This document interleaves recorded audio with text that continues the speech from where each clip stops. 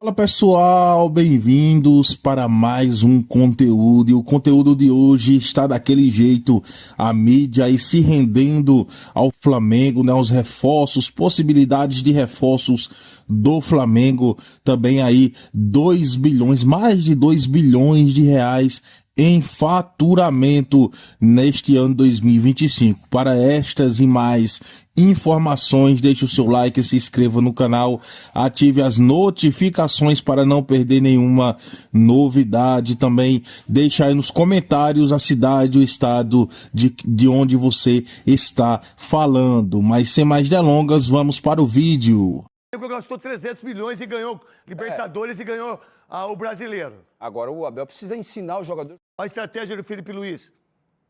Não é?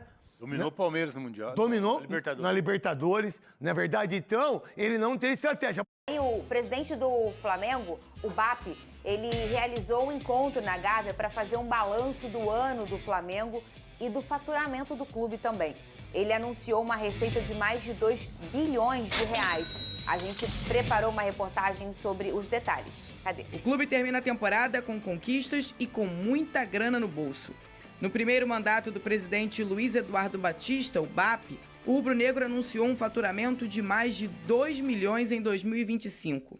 Nós crescemos 761 milhões de reais de faturamento em um ano. 761 milhões de reais de faturamento no ano. Alguém sabe quanto faturou? Qual foi o clube que faturou 761 milhões em 2024? São Paulo, pouco mais do que isso. Nós crescemos em um ano o faturamento de um São Paulo, que era o quarto faturamento do Brasil. Então, seu crescimento de faturamento. A receita recorrente é aquela que você olha para ver a tua saúde. O que acontece se o Flamengo perder tudo esse ano, não ganhar nada, a casa cai? A gente fatura 1 bilhão 472 milhões de reais. O orçamento do Palmeiras para o ano que vem, com tudo dentro, é 1,2.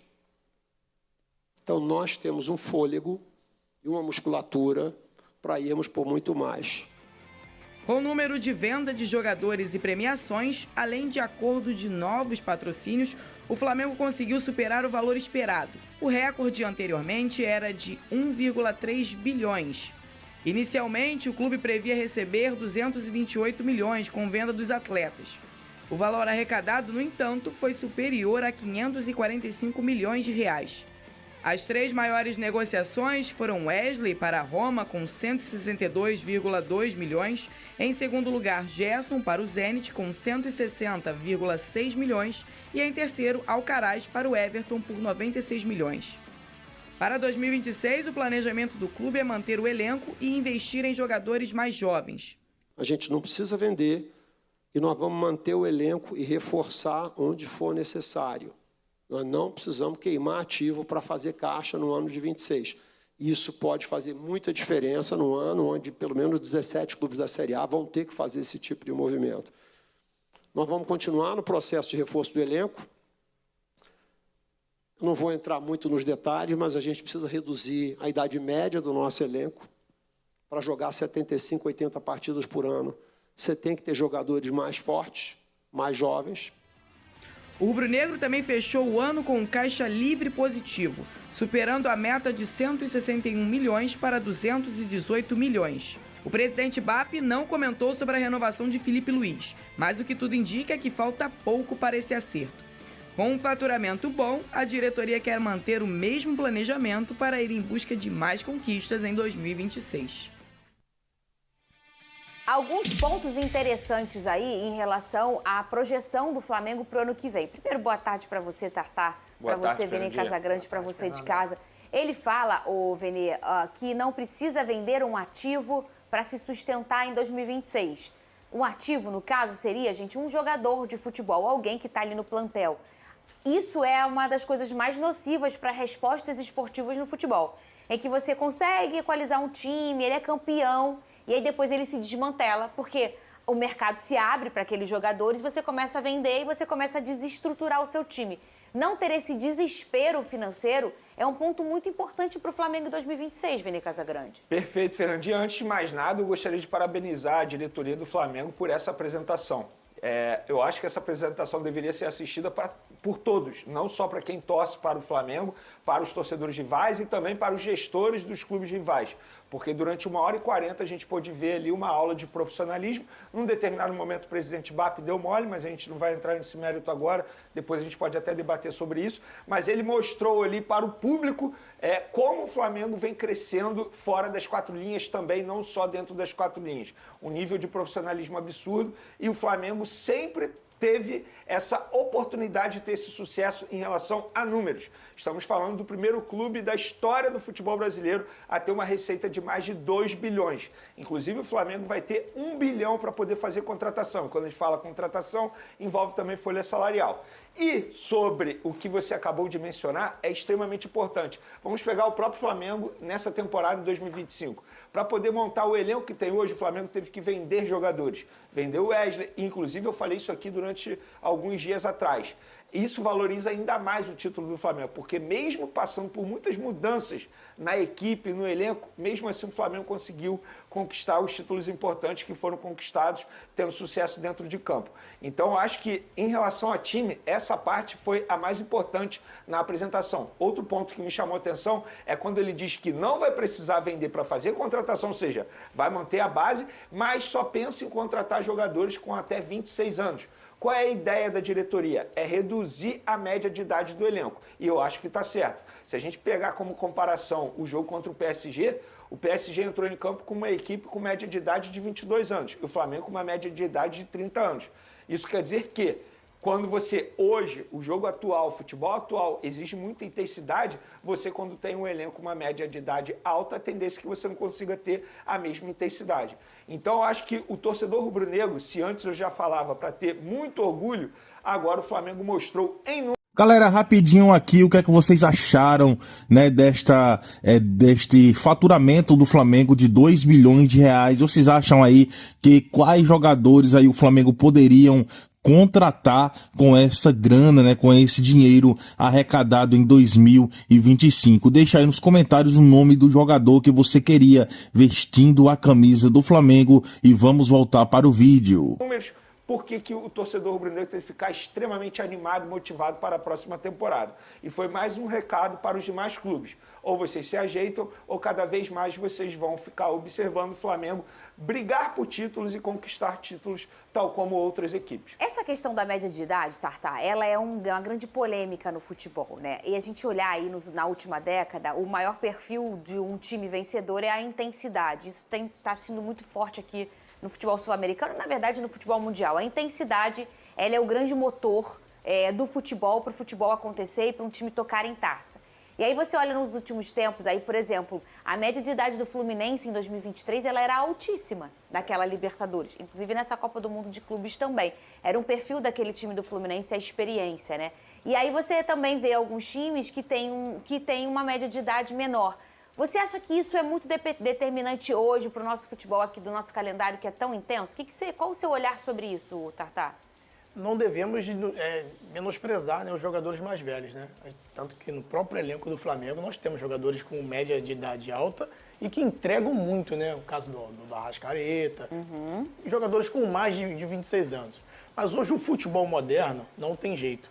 Ele é baseado totalmente nessa questão física. E com isso você precisa literalmente de atletas bem fisicamente e jovens, para que consiga realmente colocar esse tipo de jogo que muitas das vezes o Felipe Luiz gosta, que é a intensidade alta, marcando pressão, e para isso você precisa ter jogadores jovens. O Flamengo já vem se preparando para isso e sai na frente, né, com as condições, com a organização que hoje a diretoria tem.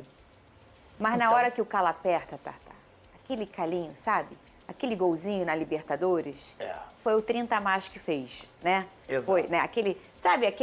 Aquela experiênciazinha, que você tá afobado. É importante ter o equilíbrio. E o Flamengo já tem, que fica Arrascaeta, fica Bruno Henrique, Danilo. O Flamengo tem esses jogadores experientes. E eles são importantíssimos para você equalizar um ambiente. Sem sombra de dúvidas. Esses jogadores, principalmente essa mescla, né, é o que costumam fazer. Essa mescla de jogadores experientes com jogadores jovens, que potencializam essa questão física, mas a gente sabe que o futebol não é feito somente disso, só dessa parte física. Tem a parte técnica, tem a parte mental, principalmente desses jogadores que já vivenciaram coisas, já vivenciaram muitas finais, vencedores. Então, às vezes, é um conselho, um ajuste dentro de campo que sem a intercessão de um treinador, ele consegue fazer ali e muda uma partida. E eu acho, Vene, pelo tipo de cobrança que sempre teve no futebol, né? Eu costumo falar que no Brasil a gente cobra mais o jogador de futebol do que o político, né? Que cuida da nossa região. A gente cobra muito o jogador de futebol. E além disso tudo, começa a você ter esse calendário, os caras vivem mais longe da família do que perto, a pressão mental é muito grande, a exigência psicológica é muito grande. E aí você também tem uma força mental, Vene Casagrande, para você ser campeão. É tão importante quanto a questão física. E aí você vem também com esses jogadores experientes que têm esse lado mental, como o Tartá trouxe, essa questão da experiência faz a diferença. Que foi importante para o Flamengo nessa temporada, que foi uma temporada de sucesso. Por exemplo, você mencionou o Danilo, que acabou fazendo gol de título importante. O Jorginho, que para mim agregou demais. Para mim, a grande dificuldade quando o Flamengo ou qualquer equipe quer reduzir a média de idade é como você vai atrair jovens com uma idade baixa para o futebol brasileiro, como aconteceu com o Samuel Lino. É extremamente difícil. É muito mais fácil para uma equipe europeia contratar esses jogadores jovens por conta da questão financeira, o poder econômico. E assim, não tem como você bater de frente. O dinheiro está lá na Europa, o dinheiro não está aqui no futebol brasileiro. Então, como que você vai atrair esses jovens jogadores para atuar no futebol brasileiro, sendo que também tem o mercado europeu se abrindo para esses atletas?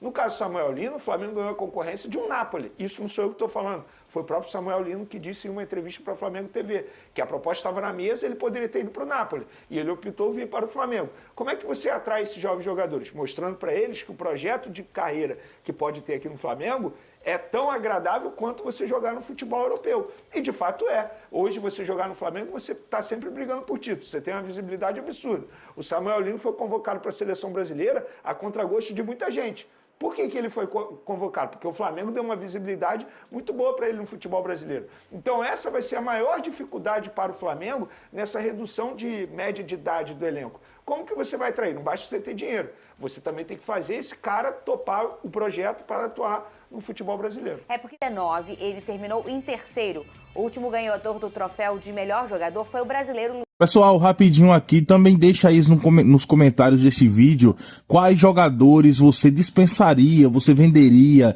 emprestaria desta atual equipe do Flamengo. Qual jogador não tem mais aquela capacidade de vestir a camisa do Mengão? Deixa aqui nos comentários e vamos voltar para o vídeo. Luiz Henrique, que brilhou pelo meu fogão no ano passado, em 2024. Inclusive, ele tem até a tatuagem, o Luiz Henrique, que foi o rei, né, da América. Pois é, eu acho que o jogador ele tem que comemorar, porque isso aí é eterno, você conquistar um prêmio como esse. E esse é um prêmio extremamente importante aqui no futebol sul-americano, tá? Muita gente dá muito valor a esse prêmio. O próprio Arrascaeta, eu tenho certeza que ele vai dar muito valor a esse prêmio, porque lá no Uruguai as pessoas ficam acompanhando de perto para ver quem vai ganhar essa premiação. E assim, com todo respeito ao Messi, tá? Messi é o Messi, mas o que o Arrascaeta fez nessa temporada, para mim, ele merece esse prêmio. Se eu pudesse votar, eu votaria no camisa 10 rubro-negro. Vamos colocar a tier list aqui, mas antes... Ô, Cris, você tá com aquela nossa câmera aí de fora ligada? Como é que tá? Vamos mostrar o Rio de Janeiro? A gente tem muita gente que... Preciso te atualizar agora sobre o Flamengo. O BAP conversou durante horas com os sócios do Fla e fez uma série de revelações e promessas importantes. Primeiro, o BAP apresentou os números, a situação financeira do Flamengo, que é espetacular. O Fla vai terminar a temporada de 2025 com uma receita recorde na história do Brasil e da América do Sul, 2 bilhões e 7 milhões de reais. Nunca qualquer clube daqui havia conseguido ultrapassar a barreira dos 2 milhões de arrecadação. Crescimento em relação ao ano passado de 761 milhões de reais. O BAP até fez essa comparação. Só o que o Flamengo cresceu em receita equivale a quanto o São Paulo faturou ao longo de toda a temporada de 2024. A dívida foi reduzida de 346 milhões para 96 milhões e aqui vem uma parte importante. O BAP ficou chateado de o Flamengo dever tão pouco. Ele acha que o clube, com a capacidade de receita do Flamengo, não pode ter uma dívida tão baixa. Então o Flamengo pode, na base da alavancagem, ter uma dívida de 300, 400 ou até 500 milhões. Ou seja, o Flamengo deve ser mais ousado na hora de investir. O BAP chegou a dizer que se soubesse que seria campeão brasileiro da Libertadores, teria gasto muito mais com reforços na última janela.